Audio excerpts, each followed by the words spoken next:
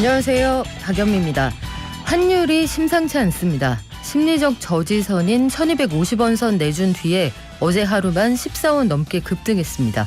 1260원을 돌파했는데 코로나19 우려가 번지던 2020년 3월 이후 처음입니다. 달러 주고 사는 원자재 값이 급등하는데 엔이나 위안 가치는 더 크게 하락해서 우리 수출에도 별 도움이 안 됩니다. 이 와중에 외국인은 이번 주에만 우리 주식을 1조 6천억 원어치 넘게 내다 팔았습니다. 예상대로든 그 이상이든 5월 초에 미국 금리 결정될 때까지 멀미나는 장세 한동안 계속될 것 같습니다. 4월 28일 목요일, 여러분은 지금 삶을 발전시킬 경제발전소를 듣고 계십니다.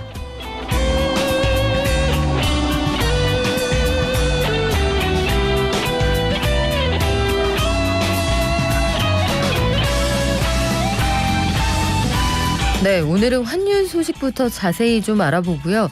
12년 만에 재계 서열이 바뀌었습니다. SK그룹이 치고 올라왔다 이런 소식 들어와 있는데 어떤 내용인지 함께 알아보겠습니다.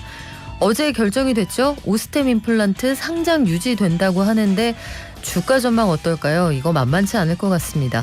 또 중국의 도시 봉쇄의 여파가 길어지면서 노트북 생산에 타격을 입고 있다. 무슨 소식인지 함께 전해드릴게요. 그리고 인구 고령화에다가 주택 거래가 줄어들면서 지난달에 국내 인구 이동이 눈에 띄게 줄었다고 합니다. 다양한 소식들 모아서 머니투데이의 차연아 기자가 전해드립니다. 저희 잠시 증시 들렀다가요. IT 발전소 여는 날이죠. 일론 머스크가 드디어 트위터를 사들이는 데 성공을 했는데 이게 대출이 상당히 많이 껴있습니다. 55조 원짜리 거래에 30조를 지금 대출받아서 산다는 거거든요. 절반은 트위터 담보대출, 절반은 테슬라 주식 담보대출인데 요거 어떻게 될까요? 향후 전망 황치규 기자와 함께 알아보겠습니다. 오늘 예술발전소도 열리는 날이죠. 여러 기업들이 미술품을 사들이는 데 그치지 않고 미술관도 운영을 합니다. 왜 그럴까요? 정말 드라마에 나오는 그런 사연 때문인 건지 아니면 기업 가치를 올리는 데 도움이 되는 건지 이정우 에디터와 함께 짚어보겠습니다. 저희 문자 받죠? 단문 50원, 장문 100원, 샵 0951로 보내주실 수 있고요. TBS 앱과 유튜브도 열어두겠습니다.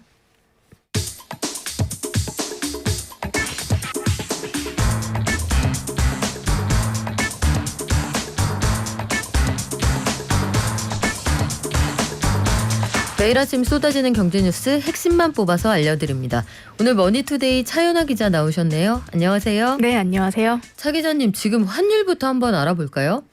네, 어제 기준 원달러 환율이 1260원 선을 넘었는데요. 이게 코로나가 전 세계에 퍼지기 시작했던 2020년 3월 이후 최고치라고 합니다.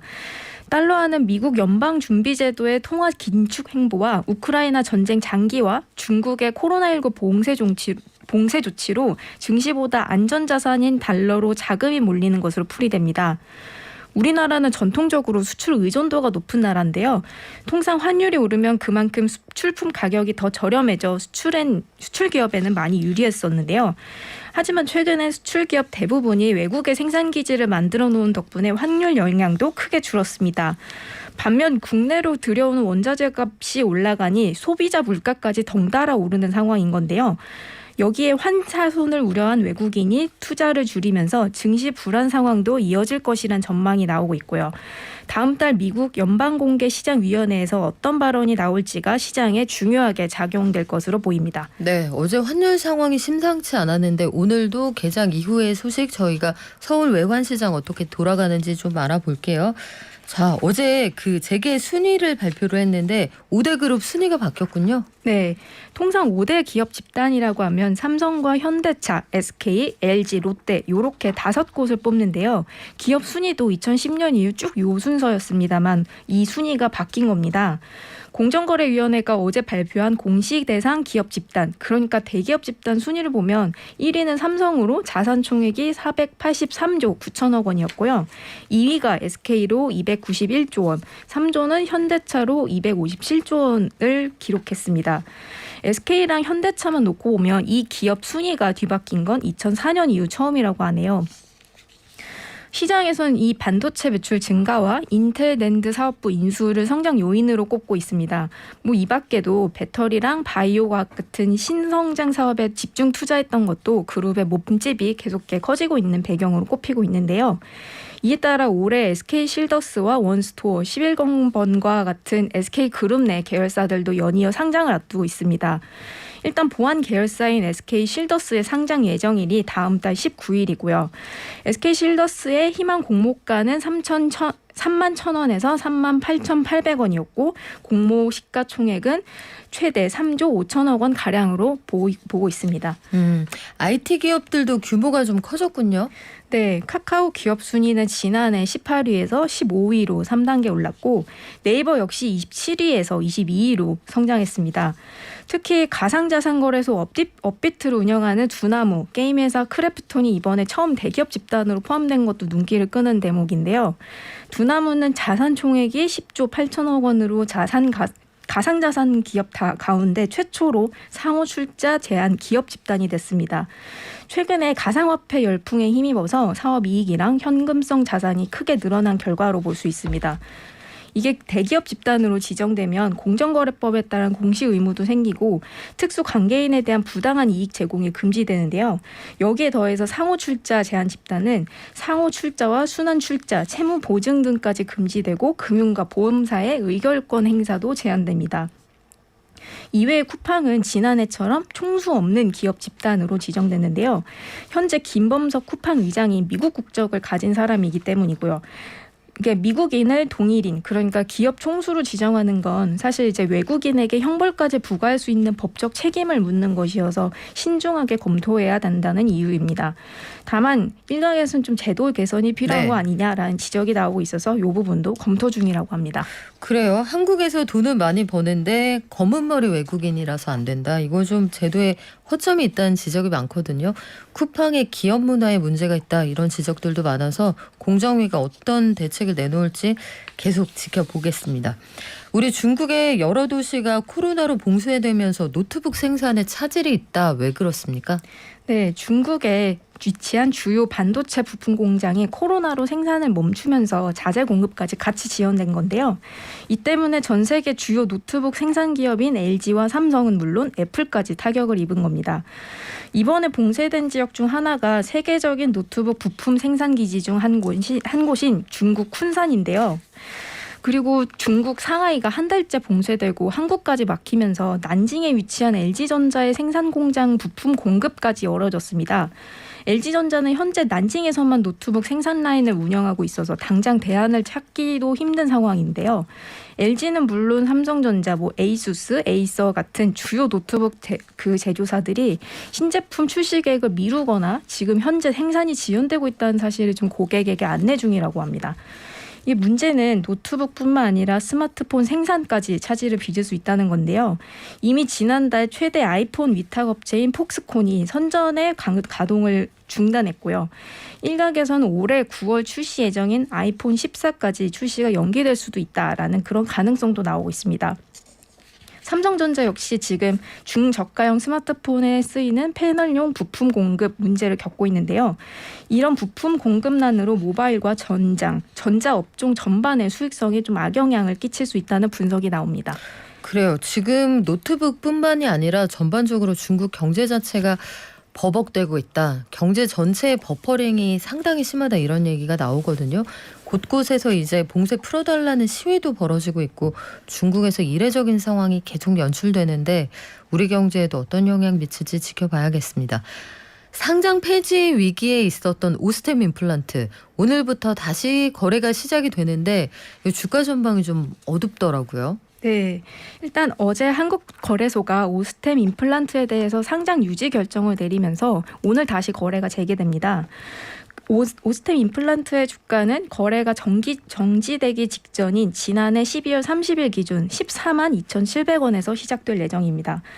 오스템 임플란트의 거래가 중지된 거는 앞서 회사 재무팀장이 회사 돈 2,200억 원 정도를 횡령하는 사건이 발생하면서 거래가 정지됐었던 건데요. 당장은 이 거래가 재개가 되더라도 주식을 갖고 있던 개인 투자자들이 매도에 나서면서 당분간 좀 주가가 떨어질 수 있다라는 분석이 좀 주도하고요. 또 대내외 이슈로 우리 증시가 부진한 상황도 좀 한몫할 것 같습니다. 다만 증권가에서는 실적 개선이 기대되는 회사인 만큼 주가 하락이 좀 오히려 매수 기회가 될 수도 있다는 분석도 나오는데요. 오스템 임플란트는 올해 1분기 영업이익 512억 원, 전년 동기 100% 올랐고요. 매출액은 2,341억 원으로 같은 기간 대비 36.5%씩 각각 증가했습니다. 네, 오스템 임플란트 오늘 거래 재개 첫날 상황 잠깐 알려드릴게요. 오늘 개장할 때 종전 거래 정지 직전가가 14만 2,700원이었거든요. 그런데 재개장을 하면서 12만 1,000원 선에 거래가 되고 있습니다. 상당히 많이 떨어진 거죠. 17.68% 낮은 수준에서 시작가가 결정이 됐는데 지금은 소폭 오르고 있습니다만 앞으로 주가 좀 조심해서 지켜보셔야 될 것 같고요. 자, 국내 인구 이동이 1972년 이후에 가장 낮은 수준을 보였다. 이게 지난달 기준인 것 같은데 왜 그렇습니까? 네, 통계청이 발표한 3월 국내 이동 통계에 따르면요. 지난달 이동자 수는 58만 7천 명으로 1년 전보다 20.1% 급감했습니다. 이는 1975년 3월 기준 55만 4천 명을 기록한 이후 가장 낮은 수치인데요.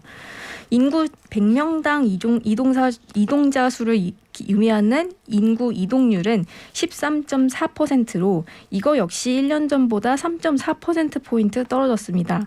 이것도 지난 2000년 월간 통계 작성 이래 가장 낮은 수치라고 합니다.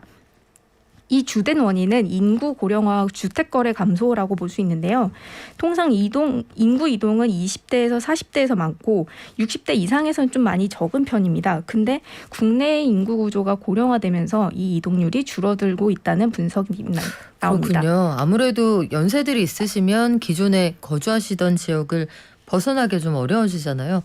주택 거래가 활발하지 않다, 이동도 줄어든다. 그러면 일단 생각할 수 있는 건 부동산 시장이 좀 저조하구나, 거래가, 이런 생각하실 수 있는데 여기서 끝이 아닙니다. 도배장판 안 되고요. 부동산 당연히 장세가 좀 덜 되겠죠. 그리고 아마 아이들 이동이 또 빈번하지 않으면 요 학원들 요런 업황에도 영향이 있을 겁니다. 이사라는 게 전후방 효과가 많은 거라 요런 상황도 경제 전반에 영향 미친다는 거 함께 저희가 전해드릴게요. 지금까지 머니투데이의 차연아 기자였습니다. 고맙습니다. 네, 감사합니다. 사회적 거리두기 해제됐지만 지금 마스크 쓰냐 마냐 요거 5월 말쯤 결정한다고 하죠. 아직까지는 우리가 좀 지켜봐야 될 것들이 많은 상황입니다. 방역수칙 계속해서 지켜주시기 바랍니다. 개미 한 마리, 개미 두 마리, 개미 세 마리가 사과를 들고 하나, 둘, 셋. 영차. 간밤 뉴욕 증시 그리고 오늘 우리 장 전망해 보겠습니다. 미래에셋증권 디지털 리서치팀의 박광남 팀장 연결돼 있습니다. 안녕하세요. 네, 안녕하십니까. 간밤 뉴욕 증시 어땠습니까? 예, 일단 미국 증시는 전일 급락에 따른 반발 매수세가 유입되며 상승 출발을 했었습니다. 하지만 우크라이나 문제가 부각되며 좀 하락 전환되는 등 방향성이 부재한 모습들을 좀 보였었고요. 그러나 견고한 실적을 발표했던 마이크로소프트 등 일부 기업들이 강세를 보이자 재차 상승하면서 실적 발표에 주목하는 등 종목 차별화 장세가 진행이 됐었고요. 장 마감을 앞두고서는 국채금리가 상품 가격 상승 우려 속에 급등세를 좀 보이자 기술주 중심으로 재차 매물이 출회되면서 1% 넘게 상승하던 나스닥이 좀 하락 전환하면서 혼조세로 마감이 됐습니다. 미국 증시는 혼조세다. 그런데 시장에서는 또 이 거시경제 상황에 대한 우려를 딛고 일부는 실적 시즌으로 넘어가는 거 아니냐, 개별 기업에 집중하자, 이런 주장을 하는 분도 계시긴 하더라고요. 예, 오늘 시장의 특징이 약간 그런 형태를 좀 보여줬다라고 보시면 좋을 것 같습니다. 그렇기 때문에 아직은 뭐 조금 이를 수도 있지만 이제는 본격적으로 실적 시즌이 중반을 지나가고 있는 상황에서 기업들의 이익 모멘텀에 조금 더 시장 참여자들의 관심이 좀 넘어가고 있는 게 아닌가, 저도 개인적으로 추정을 좀 하고 있고요. 이번 주 들어서 사실 대형 기술주들의 실적 발표가 좀 본격화되고 있습니다. 앞서 말씀드린 것처럼 견고한 실적 가이던스를 상향 조정했던 마이크로소프트가 급등을 하자 소프트웨어 업종 전반적으로도 강한 흐름이 좀 나타났고요. 비자가 인플레이션과 공급망 혼란 영향에도 불구하고 경제 재개로 인한 여행 지출의 지속적인 회복으로 예상을 상회하는 실적을 발표하며 역시나 급등을 좀 했습니다. 이로 인해서 카드사는 물론 여행, 레저, 항공, 자동차 등 리오프닝 관련주 모두 전반적으로 강세를 좀 보였고요. 물론 알파벳이 부진한 실적을 발표하자 사실은 장 마감 후에 실적을 발표하는 것으로 예정돼 있던 메타 플랫폼도 장중에는 3%가량 하락 마감을 좀 하면서 비대면 관련주 일부도 부진한 흐름이 나타났습니다. 다만 장마감 이후의 미국 증시의 흐름에 좀 주목할 필요가 있어 보이는데요. 메타 플랫폼이 일단은 컨센서스를 상회하는 실적과 이용자 수 증가 발표를 하면서 거의 18% 이상 급증을 하면서 시간의 거래에서 관련 업종 전반적으로 상승 전환이 나타났고요. 또한 모바일 시장의 흐름을 알 수 있는 퀄컴도 양호한 실적 발표 이후에 시간에서 6% 이상 강세를 보이고 있습니다. 대표적인 소프트웨어 업종 중 하나인 서비스 나우 같은 경우에도 양호한 실적 발표 이후에 시간에서 7% 이상 급등을 좀 하거든요. 물론 팬데믹 대표적인 수혜주로 알려졌던 텔레닥의 경우도 부진한 실적 발표 이후에는 30% 이상 급락했고요. 의료기기 업체인 얼라인 테크놀로지도 역시 가이던스를 하회한 실적 발표를 하자 한 20% 이상 급락하기도 했습니다. 결국 시장의 모습들을 좀 추정해 보건대 최근 하락의 요인이었던 매크로보다는 이 본격화되는 기업들의 실적 시즌에 맞춰서 종목별 차별화가 진행되면서 완연한 실적 장세로 돌입하는 양상이 보여지고 있다. 이런 가운데서 사실은 현재 실적을 발표한 S&P 500기업 중 어닝 서프라이즈 비율이 80%를 넘어서고 있다는 부분은 저희도 좀 주목을 해야 될 것 같고요. 주식시장이 실적에 계속적으로 이렇게 주목을 할 경우에는 결국에는 좀 긍정적인 영향이 좀 시장 전반적으로 나타날 수 있지 않을까 기대를 좀 해보고 있습니다. 네, 다들 어제 증시에도 많이 놀라셨을 텐데 가느다란 지푸라기를 좀 잡는 심정으로 오늘 지켜볼게요. 우리 경제 지표 중에 좀 주의해야 될 게 있습니까? 일단 간밤에 이 스테이트 스트리트 인베스트 컨피던스 인덱스, 즉 말이 길죠가 발표됐는데 일단 한국말로는 기관 투자자 신뢰 지수라는 것이 발표가 됐습니다. 이 지표는 기관 투자자의 실제 매매 패턴을 분석을 해서 투자자의 신뢰 또는 위험 선호도를 정량적으로 측정한 지표라고 보시면 좋을 것 같은데요. 기관 투자자들의 포트폴리오에서 안전자산이 많을 경우에는 기준선인 100을 하회하고요. 위험자산이 많을 경우에는 100을 상회를 해서 위험 선호도 또는 자신감이 높다는 점을 저희가 확인할 수 있는 지표라고 보시면 됩니다. 이 지표가 올해 2월 한때에는 기준선인 100을 넘기도 좀 했었는데요. 3월에 99.5로 기준선을 하회한 이후 4월에는 92.9로 전월 대비 한 6.6포인트 하락해서 글로벌 기관 투자자들은 안전자산 선호 심리가 더욱 높아졌다는 것을 저희가 좀 확인해 볼 수 있는 지표라고 보시면 좋을 것 같고요. 지역별로도 나눠서 발표가 되는데 북미 지역의 경우에는 8포인트 하락한 95.2로 발표가 됐고요. 유럽이 최근에 가장 안 좋았습니다. 6.7% 하락한 7포인트 하락한 76.2로 발표가 돼서 아무래도 전쟁 영향을 가장 크게 받고 있는 부분을 확인할 수가 있고요. 반대로 아시아 같은 경우에는 2.4포인트가 상승했습니다. 그러면서 92.0%를 기록을 했는데 기준선을 100을 하회하고 있다라고 하더라도 사실은 아시아 쪽에서의 일부 되돌림이 나왔다는 부분은 좀 주목할 필요가 있는데요. 물론 일시적인 현상일 가능성도 좀 있는데 그동안 하락했다는 일부 반발 매수세가 나타나기 시작했다라고도 볼 수 있을 것 같습니다. 최근 우리나라 증시뿐만 아니라 미국 증시에도 밸류에이션 부담 완화가 된 가운데 투자 심리를 개선시킬 수 있는 요인이 한두 가지라도 발생한다면 그것만으로도 어느 정도 반등을 줄 수 있는 여지는 충분히 있다라는 생각을 하고 있습니다. 오늘 우리 장은 어떻게 출발했습니까? 예, 일단 한국 시장은 양대 지수 모두 상승 출발을 했고요. 장 마감 이후에 미 기업들의 양호한 실적 발표 영향에 투자 심리가 개선된 영향으로 풀이를 하고 있습니다. 하지만 여전히 달러 원 환율이 1260원을 좀 넘어서고 있는 환율 부담 속에서 외국인들의 매도 포지션이 계속적으로 좀 유지되고 있다는 점이 수급 부담을 주면서 장중 상승폭을 조금은 낮추는 영향을 좀 주고 있고요. 하지만 전일도 제가 말씀을 좀 드렸듯이 이 달러 원 환율의 이 강세 원인이 펀드멘털의 문제라기보다는 수급적인 요인이 훨씬 더 강한 환경이 좀 되고요. 현 수준에서는 달러 환율의 추세 변화 가능성을 고려할 필요가 점점 늘어나고 있다, 증가하고 있다라고 저는 보고 있고요. 2020년 3월 이후에 현물 기준 외인들이 우리나라 시장에서 약 58조 원 정도로 매도를 하고 있는 상황입니다. 코스피 기준 외국인의 지분율도 29% 수준까지 내려갔는데 이는 금융위기 이전 수준까지 빠졌거든요. 사실은 크레딧 리스크가 있지 않은 상황에서 좀 어떻게 보면 과도하게 좀 프라이싱이 되어 있는 상황까지도 저희가 지금 맞닥뜨리고 있기 때문에 너무 부정적인 쪽보다는 이제는 서서히 좀 긍정적인 쪽의 모멘텀을 보고 판단을 하시는 게 저는 더 낫다라고 생각을 하고 있습니다. 네, 지금 말씀하신 것처럼 환율 오늘 오전에 홍남기 경제부총리의 구두 개입이 있었습니다. 1260원대에서 하락 출발을 했는데 홍남기 경제부총리가 환율 그 상승폭이 빠르다. 그리고 필요하면 시장에 안정 조치를 하겠다. 다시 한번 구두 개입을 했는데요. 오늘 장 어떻게 흘러갈지 함께 지켜보겠습니다. 지금까지 미래에셋증권 디지털 리서치팀의 박광남 팀장이었습니다. 고맙습니다. 감사합니다.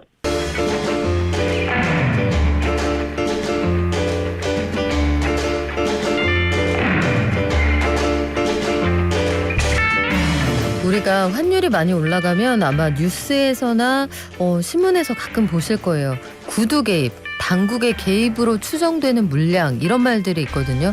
요거 무슨 얘기냐면 구두 개입이라는 건 말 그대로 말로 외환 시장에 개입을 하는 거예요. 그래서 약간 눈빛을 찌릿하게 주는 거죠. 환율 이런 식으로 가면 우리 가만히 있지 않을 테야. 물론 명시적으로 그렇게 얘기를 하지는 않습니다.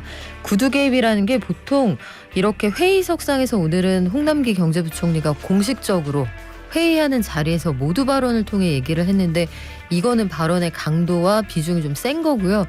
보통은 환율이 급등한다 이러면 시장에 직접 영향을 주는 매체 한 5군데 전화를 돌리거든요. 기획재정부 사무관들이 하는 일입니다. 이렇게 해서 시장에 번져 나가길 바라는 건데 그게 안 먹혔다. 오늘의 발언은 그렇게 이해하실 수 있거든요. 환율 상황이 만만치가 않습니다. 저희가 방송 끝날 때쯤 다시 한번 체크해서 알려드릴게요. 그리고 미국에서도 미국 금융시장을 뒤흔들 만한 빅딜이 하나 있었거든요. 민간 우주기업 스페이스X 여기까지 가지 않아도 테슬라 만든 사람 이렇게 이해하시는 일론 머스크가 트위터라는 SNS 회사를 사들였습니다. 55조 원 주고 산다고 하는데요. 금액도 어마어마합니다만 이 영향력이 큰 SNS를 사들여서 대체 뭐 하려고 하는 것이냐, 테슬라하고는 어떤 시너지가 있을 것이냐, 요거 디지털투데이의 황치규 기자가 알려드립니다. 안녕하세요. 안녕하십니까. 황 기자님, 일단 그 머스크가 이거 인수한다고 했을 때 요게 그 이번 달 초에 계획 나왔을 때부터 트위터가 우리 가만히 있지 않겠다. 이사회에서 굉장히 반발했었잖아요. 근데 일단 합의가 됐단 말이에요. 왜 그렇습니까? 이게 공식적으로 인수 제안이 나오고 한 11일 만에 이제 좀 합의로 이어졌는데요. 그 처음에 인수 제안할 당시에는 이제 트위터 이사회에서 이제 좀 앨런 머스크가 그 자금 조달 계획이라든지 이런 게 구체적으로 언급을 하지 않았기 때문에 그 뭐 제안했다고 그래서 그럼 뭐 그래 알았어라고 덥석 받기는 현실적으로 좀 어려운 측면이 있었고요. 그리고 또 이제 좀 내부적으로는 가격을 좀 더 끌어올리기 위한 전술이 아니었느냐 이런 분석도 좀 있는데 그 이후에 일단은 뭐 앨런 머스크가 자금 조달 계획을 좀 더 구체적으로 마련해서 트위터 주주들을 좀 설득을 했고요. 설득을 했고 그 이후에 또 트위터 주가가 이제 앨런 머스크가 인수한다는 시나리오에 트위터 주가가 굉장히 긍정적으로 또 반응을 하면서 이사회 차원에서는 어쨌든 주주들의 이익을 외면할 수는 없었기 때문에 뭐 현실적인 결정을 내린 게 아닌가 이렇게 판단이 좀 됩니다. 그러니까 몸값을 올리기 위한 전략이기도 했고 일론 머스크가 워낙에 갈팡질팡하는 사람이니까 그냥 찔러보는 건지 진짜 인수할 의향이 있는 건지 그걸 좀 보는 시간이 필요했다. 그래서 머스크가 경영권 프리미엄을 한 38% 얹어준다고 했어요. 금액이 좀 올라갔습니까? 당초에 이제 뭐 제안했던 가격이 주당 54.2달러고요. 지금 뭐 이번에 합의된 가격도 사실상 54.2달러인데 인수 제안할 당시에는 이제 430억 불이라고 나왔고 그 이번에 합의가 됐을 때는 440억 불로 이제 보통 자료가 나왔는데 조금 그 계산 과정에서 네. 조금의 착오가 좀 그 차이가 좀 있었던 것 같고요. 일단은 초기에 제안했던 가격 자체에서 숫자적으로 달라진 건 없습니다. 그리고 그 사이에 주가가 오르잖아요. 네. 누가 산다, 안 판다 이러면 몸값이 올라가게 마련이라 네. 주가가 올라갔으니까 결의하는 시점의 주가로 또 따진다면 달라질 수가 있겠네요. 네. 그런데 우리가 대략 계산해보기로 55조 원 한국 돈으로요. 네. 이 돈이 일론 머스크는 집에 있어요. 55조 원. 좀 본인 돈으로 다 하는 것 다 하지는 않고요. 일단은 본인이 가진 테슬라를 포함해서 이제 그 회사들 주식을 좀 담보로 잡고 하는 부분하고요. 그리고 이제 모건 스탠리나 이제 뱅크 오브 아메리카 같은 기관들한테도 조달하는 것들을 포함해서 한 255억 불 정도를 조달을 하고 나머지 210억 불 가량을 이제 개인적으로 자본을 조달하겠다 했는데 이 부분이 사실 이제 구체적인 내용이 아직 나오지 않았어요. 그래서 좀 앞으로 요 그 인수가 최종 마무리될 때까지 좀 변수가 될 수는 있을 것 같습니다. 그래서 구체적으로 사들이기로 했다. 이 네. 딜이 합의가 됐다라고 했을 때 네. 테슬라 주가는 급락했잖아요. 테슬라 그 당일에 좀 주식을 이후에 예. 그렇죠. 갖다 팔면 어쨌든 주가가 떨어지지 않겠느냐 이런 걱정이 하나 있었던 거고 네. 이 딜이 참 재밌더라고요. 자세히 들여다보니까 대출을 당겨서 이 자금을 내면 그렇게 빌린 돈엔 또 이자를 안 낸다고 합니다. 그래서 그 이자는 내는데 네. 이자에 따른 세금을 내지 않는다고 네. 합니다. 그래서 미국에서는 머스크가 대출 받아서 요거 사들이고 부족한 돈 계열사에서 당겨서 사들이면 이거 너무 세금 부담이 없는 거 아니냐 부유세 논란이 다시 일기도 하는데 사실 제일 궁금한 거는요. 이거 사서 어디다 쓰려고 하는지 트위터를 그냥 갖고 싶은 걸까 아니면 이거 갖고 돈을 번다는 걸까 구체적으로 뭘 하겠다는 거예요? 공식적으로 일단 앨런 머스크가 인수의 명분으로 내세운 건요. 좀 사실 좀 거룩합니다. 이제 표현에 여러 번 이제 뭐 네. 미디어들에서 언급이 됐기 때문에 이제 표현의 자유를 위해서라는 네. 좀 그 명분을 좀 내걸었고요. 이제 결국에는 지금 트위터가 이 그 콘텐츠에 대한 관리를 너무 깐깐하게 하다 보니까 이제 뭐 좀 사람들의 표현의 자유가 침해받고 있다. 이거를 이제 그래서 이게 민주주의의 근간이 흔들리고 있다. 이 부분을 바꾸겠다. 이제 이걸 좀 명분으로 내걸었는데요. 사실 이제 요거 부분은 본인의 어떤 뭐 경험과도 무관치는 않은 것 같아요. 이제 그 트위터 아시다시피 이제 그 앨런 머스크 트위터 팔로워 이제 트위터를 보는 사람들이 8,600만 명입니다. 제가 와우. 오늘 아침에 확인해 대한민국 남북한 인구를 합친 것보다도 아마 많을 것 같은데요. 네. 그 어마어마한 부분에서 영향력을 갖고 있죠. 그리고 이 트위터에 갖고 있는 영향력을 사실 이제 본인이 하고 싶은 말과 비즈니스에도 상당히 긍정적으로 활용을 좀 했어요. 활용을 좀 했는데 근데 워낙 직설적이고 좀 도발적인 발언들을 많이 하다 보니까 이제 좀 이런저런 설화에도 많이 휩쓸렸는데 뭐 SEC랑 소송에도 갔고 이러면서 이제 본인이 하고 싶은 말을 제대로 못 하고 있다라는 것들을 몇 번 경험하면서 좀 그 표현의 자유를 더 그냥 이런 경험치에 기반해서 표현의 자유를 더 강조를 하고 있는 거 아닌가라는 생각이 좀 들고요. 이외에도 일단은 뭐 사업적으로 얘기는 많이 나오지는 않는데 사실 이제 그 테슬라에서 그 이제 전기차 이후에 좀 네. 주력 성장 사업으로 지금 휴머노이드 로봇을 지금 키우려고 하거든요. 이제 그게 AI가 굉장히 많이 들어가는데 아시다시피 휴머노이드 로봇 네. 하면은 사람과의 커뮤니케이션이 많이 필요하지 않습니까? 그러니까 트위터에서 있는 데이터 부분을 그 휴머노이드 그 옵티머스라고 하는 휴머노이드 로봇의 AI의 역량을 좀 키우는데 활용하려고 하는 것 아니냐 이런 관측들이 또 이제 이쪽 업계에 계신 분들 사이에서는 좀 공식적인 건 아니지만 많이 나오고 있습니다. 차라리 그렇게 해서 본인이 갖고 있는 뉴럴링크라는 회사도 있잖아요. 네. 그 뇌신경과학 네. 연구하는 그렇게 그 원대한 꿈이 있으면 다행인데 네. 저는 그런 생각도 들더라고요. 되게 비싼 액세서리를 혹시 하나 갖고 싶었던 걸까? 이게 페이스북의 일간 이용자가 30억 명 정도 되고 네. 트위터나 2억 명 되죠. 네. 2억 명 정도 되는데 우리가 빅마우스들은 여기 모여 있단 말이에요. 네. 그러면 이 사람들을 모은 파티장을 하나 갖고 싶은 걸까? 좀 고민이 되기도 했는데 일단 머스크가 그런 명분을 가지고 인수한다고 한 요 트위터 네. 달라질 것 같거든요. 어떻게 변할까요? 사실 이제 뭐 콘텐츠에 대한 뭐 좀 느슨한 통제를 좀 느슨하게 하겠다는 부분은 뭐 가장 좀 중요하게 언급되었던 부분이기 때문에 이 부분이 좀 트위터 정책에 좀 반영이 될 가능성이 높아 보이고요. 그 이외에도 이제 그 앨런 머스크가 이제 인수 제안을 하기 전부터도 트위터에서 바꾸고 싶은 것들을 좀 공개적으로 몇 가지 얘기했던 것들이 있습니다. 이제 그 중에 하나가 이제 뭐 편집 버튼, 그 수정 버튼 네. 올린 트윗에 대해서 이제 수정 버튼이 좀 있었으면 좋겠다라는 부분 하고요. 그리고 지금 트위터가 이제 최대 280자까지 글을 쓸 수가 있거든요. 근데 이 부분을 좀 더 긴 글을 작성할 수 있는 포맷을 좀 지원했으면 좋겠다. 이 부분이 있고, 그리고 지금 알고리즘 자체가 지금 공개가 되지 않고 있어요. 트위터가 운영하는 알고리즘 자체가 네. 공개가 되지 않고 있는데 이 부분을 좀 오픈 소스로 공개했으면 좋겠다. 이 부분이 있고요. 나머지 또 하나가 이제 스팸들이 너무 넘쳐난다.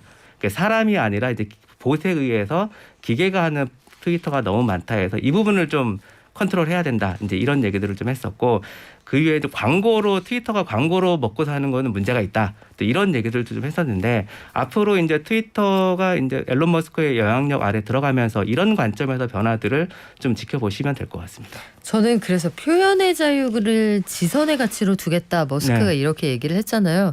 근데 좀 정작 본인은 네. 그 트위터에다가 자사를 비판한 그 자사 직원, 전직 아마 홍보팀 직원이었던 걸로 기억하는데 소송 건다고 했잖아요. 네. 그리고 테슬라나 본인에 대해서 비판적인 언론에는 소송하겠다. 네. 기자를 딱 찍던지 네. 회사를 찍어서 이렇게 해왔는데 그가 얘기하는 표현의 자유는 뭘까? 여기에 대한 우려의 목소리도 있고 실질적으로 지난 시간에 황 기자님 알려주셨던 EU에서 디지털 콘텐츠를 규제하는 법안이 합의가 됐다라고 네. 하셨잖아요. 네. 그거하고도 부딪히는 부분이 있을 것 같거든요. 사실 이제 뭐 이미 여러 외신들에서 이제 앨런 머스크가 말하는 그 표현의 자유에 대해서 약간 좀 내로남불의 앵글로 좀 비판하는 기사들이 꽤 나왔고요. 말씀하신 대로 일단 본인의 이해관계를 위해서만 표현의 자유가 한정되어 있는 거 아니냐. 그리고 타인의 표현의 자유에 대해서는 좀 기준이 같지 않다. 이제 이런 비판들이 있는 거는 현실적으로 사실이고요.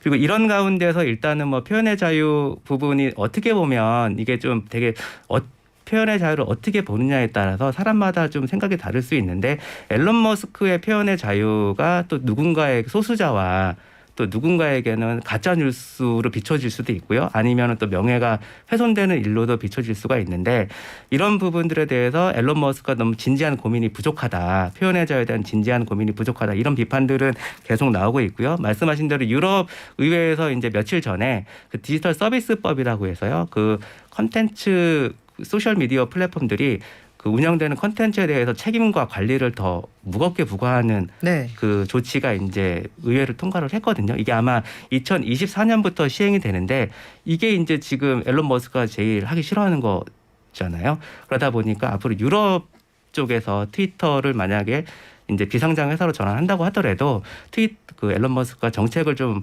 느슨하게 통제를 하는 정책으로 전환할 경우에 유럽에서는 굉장한 규제 이슈가 불거질 수 있을 것 같습니다. 네, 황 기자님이 말씀하신 그 디지털 콘텐츠를 잘 거르지 못하는 대형 빅테크들, 이런 회사들 연매출의 최대 6%까지 과징금 물릴 수 그렇습니다. 있다. 이런 내용이거든요. 네. 지난 시간 콘텐츠 한번 다시 듣기로 들으시면 이해하시는 데 도움이 더 될 것 같은데요.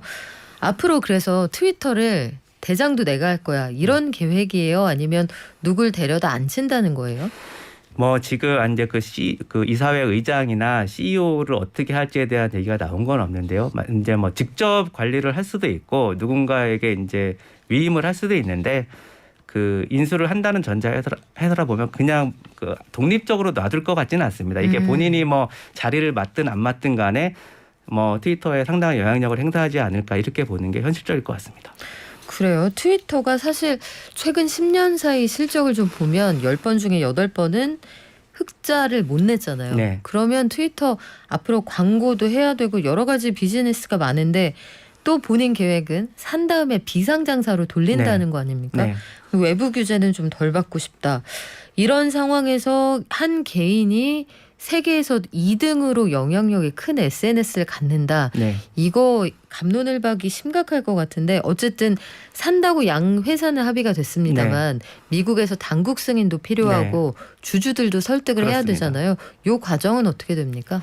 지금 말씀하신 대로 트위터가 비즈니스 측면에서 보면 좀 성과가 그렇게 좋지가 않아요. 그러니까 주주들의 기대치가 높지가 않습니다. 그래서 우리 시간으로 내일 이제 트위터가 분기 실적을 발표할 텐데요. 좀 부정적인 결과가 나올 걸로 하는 예측들이 많기 때문에 그 주주 투표에서 뭐 좀 없던 일이 될 가능성은 저는 개인적으로는 좀 크지 않는 것처럼 보이고요. 이제 규제 이슈 같은 경우는 규제 당국의 승인 문제에서는 조금 변수는 있을 것 같습니다. 변수는 있을 것 같고요. 그 특히 이제 그 그 트위터 같은 경우는 지금까지 빅테크 규제에서 약간 열외에 있었던 회사예요. 규모가 크지 않고 이제 그렇다 그리고 규모가 크지 않다 보니까 페이스북하고 비교를 해보면 그 미국 정부나 의회에서 이렇게 규제할 때 이렇게 트위터를 이렇게 모니터링하거나 그러지는 않았는데 네. 일단 앨런 머스크의 이제 그 개인 자체 갖고 있는 그 파워가 영향력이 워낙 크기 때문에 정부에서 이제 트위터를 주목하는 그 좀 수위도 예전에 비해서는 크게 올라갈 것 같고 그 앨런 머스크의 말 한마디 하나하나 이런 것들이 아마 규제에서 그 승인을 하는 과정에서 되게 중요한 변수가 될 수도 있다. 이 부분은 좀 지켜봐야 될 것 같습니다. 머스크 자체가 굉장히 그 화제를 몰고 다니는 인물인데다가 아마 일련의 상황을 쭉 보신 분들이 이해하시겠지만 바이든 정부가 가지고 있는 건 빅테크가 지나치게 크거나 영향력을 확대하는 걸 원치 않습니다. 그래서 공정위원장도 지금 30대 학자잖아요. 네. 미국 공정위원장이 또 이거 가지고 논문을 써서 굉장히 화제를 모았던 분이거든요. 빅테크까지 그 여러 가지 영향력을 확대하려고 하는 이런 머스크의 입장 어떻게 볼지 모르겠네요. 주가를 보면 테슬라 주주들은 일단 반대라는 게 분명해 보이거든요. 테슬라 주주들은 걱정이 많아 보이네요. 사실 뭐 제가 이제 주식을 이렇게 깊이 보는 편은 아니어가지고 이렇게 조심스럽긴 한데 일단 애널리스트들의 좀 분석들 나오는 걸 보면 그 앨런 머스크가 이제 자금 조달하기 위해서 테슬라 주가를 매각할 수 있다. 이 네. 부분에 대한 우려가 좀 주가 하락에 좀 영향을 미치고 있는 걸로 좀 관측이 좀 되고요. 그리고 일단 규제 특히 이제 유럽이나 이런 부분들에서 규제 이슈 속에서 이게 좀 또 트위터도 사실 이제 그 이게 앨런 머스크가 인수를 한다고 그래가지고 이게 최종 도장이 이제 찍혀서 그 뭐 법적으로 완료가 될 것이냐의 과정에서 앨런 머스크가 먼저 입장을 바꿀 수도 있다는 관측도 아직까지 있거든요. 네. 내가 한다고 했다가 네. 주가에 자신감 혹은 희망만 잔뜩 띄워놓고 안 산다고 하면은 주가가 또 급락하지 그렇죠. 뭐 않겠어요? 특히 테슬라 네. 주가가 좀 과도하게 만약에 하락세가 이어진다면 이제 이 부분에 대해서 아마 그 인수가 무산이 되면 이제 그 위약금으로 10억 불을 물게 되는데요. 10억 불을 물게 되는데 이 부분을 감소하고서라도 아마 좀 없던 일이 할 수도 있다라고 예측하는 애널들이 현실적으로 꽤 있습니다. 네. 그렇게 된다면 지금은 테슬라 주가가 약세고 트위터가 올랐습니다만 네. 딜이 깨졌다. 트위터 주가가 급락하는 상황도 벌어질 수 있는데 네. 그동안 골탕 먹이고 싶을 때 썼던 방법들이 있어서 시장에서 머스크 못 믿겠다. 아직까지 그렇군요. 그러면 사실 그것도 좀 관심사예요. 그 아주 오래전 일처럼 느껴집니다만 트럼프 전 미국 대통령이 트위터를 통해서 여러 가지 선동을 했다. 이른바 이 유저들이 제일 무서워하는 개삭을 당하지 않았습니까? 네. 계정 삭제. 트럼프의 계정을 되살릴 것이냐 그리고 그렇게 이야기하는 사람들이 막 논일게 그냥 놔둘 것이냐 이것도 관건 아니에요? 지금 앨런 머스크가 트럼프 계정에 대해서는 이제 그 따로 언급을 최근에 이제 하지는 않은 것 같고요.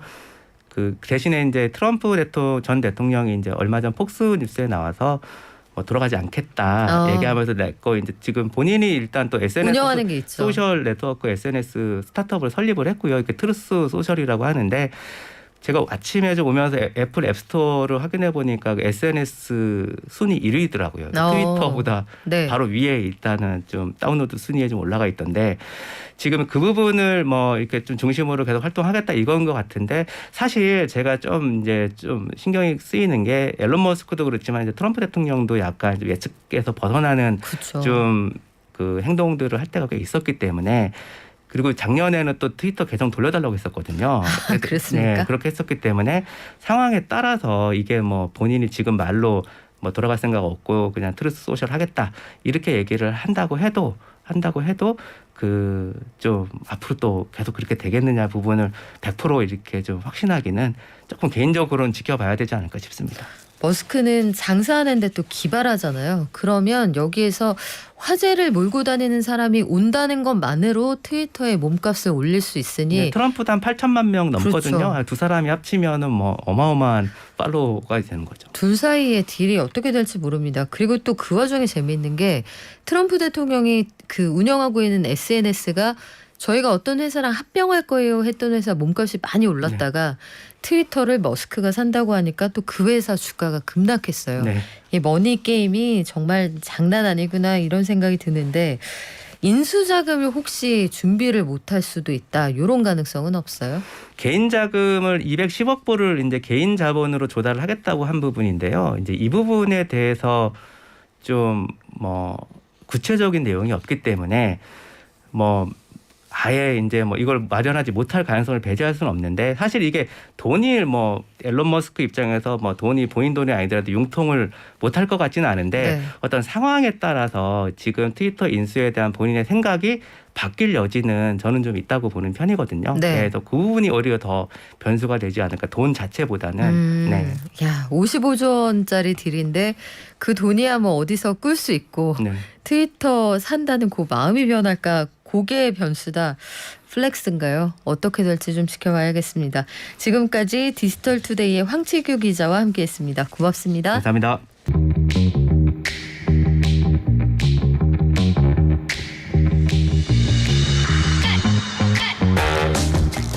네, 오늘 트위터 얘기 길게 말씀드렸는데 세계 최고의 부자가 세계에서 두 번째로 영향력 있는 SNS를 가졌을 때 어떤 일이 벌어질까요?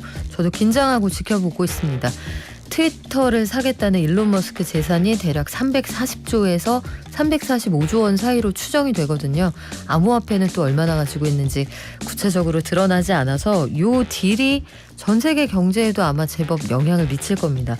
그 사이에 손님 오셨는데요. 오래전부터 전 세계의 대표적인 기업들은 다양한 미술품을 사들였고요. 미술관을 운영하는 회사들도 제법 많았습니다. 마침 이건희 컬렉션 기증하고 지금 아마 1년 됐죠? 해서 다시 한번 그 개관해서 그때만 볼 수 있는 작품 보려고 5월 말까지 지금 예약이 끝났다고 하는데 기업들이 소장하고 있는 유명 작품을 만날 수 있는 기회가 된다. 기업들은 그런데 이 작품들을 왜 사고 왜 관리하는 걸까요? 널 위한 문화예술의 이정우 에디터에게 물어볼게요. 안녕하세요. 안녕하세요. 전 세계에서 수많은 기업들이 미술품에 투자를 많이 하거든요. 미술관을 직접 운영하기도 하고요. 왜 그래요? 이 미술품을 사고 미술관을 운영하는 데는 다양한 이유들이 있겠지만요. 아무래도 가장 큰 것은 많이들 예상하셨을 수도 있는 돈 때문입니다. 이 미술품 같은 경우에는 감가상각에서 좀 자유로운 재산 중에 하나예요. 그리고 유명한 작품의 경우에는 시간이 지나면서 시세 차익이 점점 더 커지는 경우가 많은데 이 기업 단위로 작품을 구매하게 되면 일반 대중들은 좀 구매하거나 접근하기 힘든 비싼 작품을 좀 상대적으로 쉽게 매입할 수가 있겠죠. 그러면 비싼 만큼 또 투자 수익도 더 클 거고요. 일례로 피카소의 작품이 연간 수익률이 10%가 된다고 하는데 네, 평균 작품 가격이 100억 원대 이상입니다. 그래서 이런 점을 미루어 봤을 때 큰 비싼 작품을 구매해서 큰 수익을 얻을 수 있다. 그리고 또 작품이 외부에 전시되거나 하면 임대 수익을 얻을 수도 있고 하는 점에서 좀 경제적인 이유도 있다라고 볼 수가 있습니다. 그러면 투자 수익이 있다. 감가상각이 되지 않는 안전한 자산이다. 근데 미술관까지 굳이 운영할 필요가 있나 이런 생각은 들어요. 이게 네. 사들일 수 있고 투자할 수 있는데 미술관을 운영하려고 하면 사실 대중들이 잘 모르는 온도와 습도까지 맞춰줘야 되는 아주 디테일한 터치가 필요하지 않습니까? 네. 이건 왜 하는 거예요? 네, 말씀해 주신 것처럼 미술관을 운영하는 게 정말 쉽지가 않을 것 같은데 기업이 미술관에 손을 대기 시작한 그 첫 흐름을 거슬러 올라가면 미국에서 사례를 찾을 수가 있습니다. 미국의 록펠러 가문이 처음 시작을 했는데요. 미국 뉴욕 가서 아마 한 번쯤 방문해 보셨을 현대미술관인 모마라는 네. 곳이 있어요. 이곳도 록펠러에서 손을 댔었습니다. 그리고 이 록펠러가에서도 데이비드 록펠러라는 인물이 기업이 미술 참여를 하게 되는데 좀 적극적인 시도를 했다라고 평가를 받는데 그분이 이런 말을 했어요. 경제적 관점에서 볼 때 기업의 미술 시장 참여가 더 큰 명성과 더 큰 광고 효과와 그리고 소비자와 더 나은 관계를 구축하고 직원들의 도덕성을 증진시키는 등 많은 이득을 가져다 준다. 그래서 이런 점에서 맨 처음에 경제적 관점에서 볼 때라는 이야기를 했기 때문에 결국 미술관을 세우는 것도 좀 돈 때문이 아닐까라고 생각할 수도 있는데요. 사실 기업에서 미술관을 세우는 건 경제적 가치보다는 상징적 가치 때문이라고 볼 수가 있습니다. 이 미술관을 운영하는데 실제로 연간 수십억 원 정도의 관리비가 들어간다고 해요. 그리고 미술관을 통해서 수익을 얻기는 쉽지가 않습니다. 그런데 그럼에도 불구하고 기업들이 쫓는 상징적 가치가 뭘까를 생각을 해보면 이 록펠러에서 모마 설립 당시에 경제적인 도움을 준 것뿐만 아니라 다양한 유명 미술 작품들을 가지고 오면서 블록버스터급 전시를 진행하고 좀 미술의 대중화를 선도했었어요. 그리고 이 과정에서 미술 시장도 같이 성장을 했고요. 그러면서 록펠러 가문이 이전에 석유 독점으로 석유값을 상승시켰다 같은 여러 가지 비난들을 받았었는데 이런 비난들로부터 조금은 자유로워질 수 있었다라고 합니다. 그리고 이런 사례들이 생기면서 기업의 사회적 책임 등이 대두되고 미술계에도 이런 영향이 본격적으로 끼쳐지고 하면서 미술과 기업 그리고 자본이 좀 뗄래야 뗄 수 없는 관계를 형성하게 됐어요. 그래요. 기업 가치를 올리는 여러 가지 방식이 있는데 돈을 많이 버는 것도 있지만 사회적 자본을 쌓는 일종의 좋은 기업, 멋진 기업으로서의 마일리지를 쌓는 그런 과정이기도 합니다. 그러고 보니까 그거랑 비슷하네요. 스포츠 구단 운영하는 거랑. 네. 스포츠 구단 운영에 뭐 잘 아시겠지만 돈이 여간 많이 드는 게 아니지만 그걸 통해서 역동성, 회사가 가지는 방향성 이런 걸 보여주잖아요. 제가 어디라고 말씀은 안 드리겠습니다만 한 기업은 재정적으로 굉장히 어려울 때도 그래서 그 구단을 파는 거 아니냐라는 얘기가 나왔을 때 절대로 그건 팔지 않는다. 그것까지 나오면 회사가 진짜 어렵다는 뜻이기 때문이다라고 해서 끝까지 사수하는 그런 사례도 있었습니다. 그러면 대표적으로 우리 대기업이 운영하는 미술관들 어디가 있나요? 생각하시는 것보다 아마 굉장히 많을 거라고 말씀드릴 수 있을 것 같은데요. 기업 미술관 중에서 아마 제일 유명한 건 삼성이 소유하고 있는 리움 미술관일 것 같습니다. 이병철 회장의 성인 리와 뮤지엄의 엄을 따서 리움이라고 불리는데요. 리움 같은 경우에 현재 사립미술관 중에서 소장품 수 1위로 큰 미술관으로 자리매김하고 있고 리움 미술관 외에도 롯데그룹이 가지고 있는 롯데뮤지엄 그리고 코리아나 화장품의 스페이스C 그리고 한화그룹의 육사마트 아모레퍼시픽의 아모레퍼시픽 미술관 등등 굉장히 많은 기업 산하 미술관들이 있습니다. 그래요. 아모레퍼시픽은 그 사옥에 있는 거죠. 네. 그 신기하더라고요. 사옥 안에 미술관을 만든다.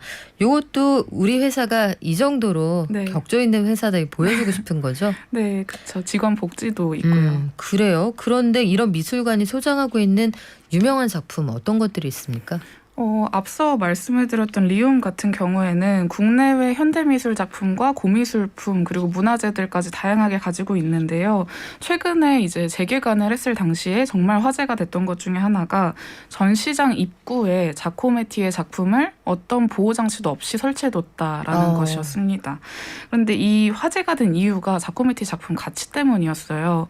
보통 조각 작품을 만들 때 점토를 붙여가면서 만들거나 혹은 돌을 깎아가면서 만드는데 자코메티는 두 가지 기법을 다 사용해서 조각을 만들었습니다. 그래서 최초로 조각 작품 중에는 1,000억 원 넘게 거래가 되는 작가인데 1,000억 원이요? 네. 그런데 이제 그 작가 그 1,000억 원대 넘게 거래되는 비슷한 작품과 같은 시리즈의 작업이 그 전시장 입구에 그냥 아무 장치 없이 전시가 돼 있었죠. 그렇구나. 우리가 근데 사실 한국의 미술관들이 유독 좀 엄근진하다는 느낌은 있어요. 네. 뉴욕의 모마 가보시면 사진 찍고 굉장히 자유롭게 관람을 하잖아요. 네. 근데 우리는 한 1m 이내 근접하면 큰일 나는 것처럼 애비 지지 이렇게 네. 쫓아내잖아요. 뒤로 뭐 그렇게까지 할 필요가 있나 싶기도 하고 사진도 못 찍게 하는 데도 많았고 근데 확실히 해외에 우리가 유명하다 하는 그런 곳도 좀 다르기는 합니다. 이런 게 좀 달라지는 게 아닐까 싶은데 최근에도 한 기업 산하 미술관이 문을 열었다고요? 네, 호반건설 산하의 호반문화재단이 개관한 아트스페이스 호화라는 곳입니다. 호반건설 같은 경우에는 이전에도 미술관을 개관한 적이 있었고요. 또 신진 예술가를 위해서 지원 사업을 한다든지 전시 기획을 한다든지 다양한 사업을 해왔습니다. 예술가와 그리고 관객 사이의 가교가 되겠다라는 모토였는데요. 이번에 이제 미술관까지 오픈을 또 하게 된 거예요. 그런데 앞서 제가 기업이 미술 작품을 사고 미술관을 세우는 이유를 말씀드리면서 투자 목적 혹은 사회 공헌 같은 것들을 언급을 드렸는데 그중에 또 다른 이유가 사업 확장도 있습니다. 그래서 호반문화재단을 통해서 우리나라 기업이 미술 분야에서 사업을 확장해 나가는 모습을 볼 수가 있어서 좀 흥미롭게 바라보고 있고요. 지난 3월 30일부터 이 호화라는 아트스페이스의 출발을 알리는 개관전이 진행이 됐는데 기존에 재단에서 소장하고 있던 작품 20점을 골라서 전시를 한다고 해요. 그래서 주로 1970년대 이후에 최근의 현대미술 작품들로 구성되어 있다고 합니다. 여러 가지 상황들을 좀 두루 고려하실 필요가 있습니다. 최근에 보면 또 호반도 법률적인 이슈 이런 것들이 있어서 개관의 시점이 교묘하다 이런 주장을 하는 분들도 일각에는 있거든요. 그러면 우리 마지막으로 짧게 미술관 중에서 건축물로서 그 자체로 가치를 인정받는 곳들 어떤 곳들이 있나요? 한솔그룹의 뮤지엄산입니다. 뮤지엄산 같은 경우에는 강원도 원주에 위치해 있는데요. 기업의 이인희 고문이 40년간 수집한 컬렉션 300점을 전시합니다. 이곳의 가장 큰 특징이 건축물인데 네. 세계적인 건축가인 안도 다다오가 설계를 해서요. 이 안도 다다오의 건축 특징 중에 하나인 자연과의 조화를 미술관을 통해서 쉽게 만나볼 수가 있습니다. 안도 타다오 작가 그 건축물이 우리나라에 몇 개 있잖아요. 네. 제주도에도 호텔 건물 그렇죠. 네. 안도 타다오 작가 권투 원래 복서였습니다. 그 공식적으로 건축 수업을 받은 분이 아닌데 도쿄대에서 건축학과 교수님도 하셨고요. 이분 건축물 자체도 그렇고 이 종이박물관의 전시물들은 한 번쯤 가서 보실만 하거든요. 저도 한번 꼭 가서 보시기를 추천드릴게요. 지금까지 널 위한 문화예술의 이정우 에디터였습니다. 고맙습니다. 감사합니다. 자, 오늘도 우리 식구들 여러 가지 사연도 주시고 의견도 주시는데요. 오늘은 여러분들께 저희가 응원의 말씀을 좀 드리고 싶었어요. 요즘 장 안 좋고 고민들 많이 하고 계시죠? 그런 생각이 들더라고요. 우리가 뭐 선물을 드리는 것도 아니고 그저 드린다고 하면 좋은 정보, 따뜻한 위로, 알뜰하고 꾸준한 성실함 이런 것들 보여드리는 건데 저희는 응원의 곡으로 여러분들의 오늘 하루 앞으로의 투자 응원하겠습니다. 샤이니의 스탠바이미 네 옆에 있을게 이런 뜻이죠. 저희도 항상 옆에 있을게요. 내일 오겠습니다. 발전.